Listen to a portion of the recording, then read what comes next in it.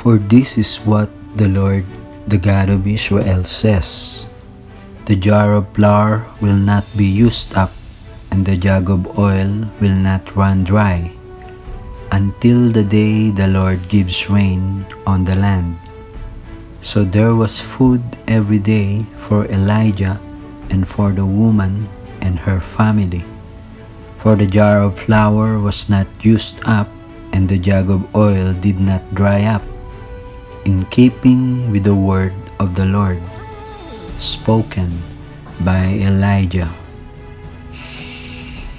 Then he stretched himself out on the boy 3 times and cried out to the Lord, Lord my God, let this boy's life return to him.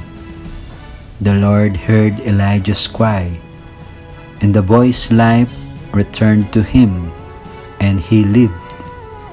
Elijah picked up the child and carried him down from the room into the house. He gave him to his mother and said, Look, your son is alive. Then the woman said to Elijah, Now I know that you are a man of God, and that the word of the Lord from your mouth is the truth. Answer me, O Lord, answer me, so that these people may know that you, O Lord, are God, and that you have turned their hearts back to you. Then the fire of the Lord fell and consumed the burnt offering, and the wood, and even the stones and the dust. It also licked up the water in the trench. When all the people saw it, they fell face downward, and they said, The Lord, He is God. The Lord, He is God. Then the Lord gave special strength to Elijah.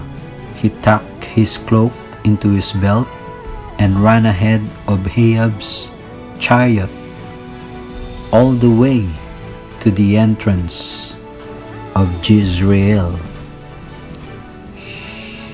And a man of God came near and said to the king of Israel, Thus says the Lord, because the Syrians have said, The Lord is a God of the hills, but He is not a God of the valleys. Therefore I will give all this great multitude into your hand, and you shall know that I am the Lord. And he hastened to take the bandage away from his eyes. And the king of Israel recognized him as one of the prophets. Then he said to him, Thus says the Lord, because you have let slip out of your hand a man whom I appointed to utter destruction, therefore your life shall go for his life, and your people for his people.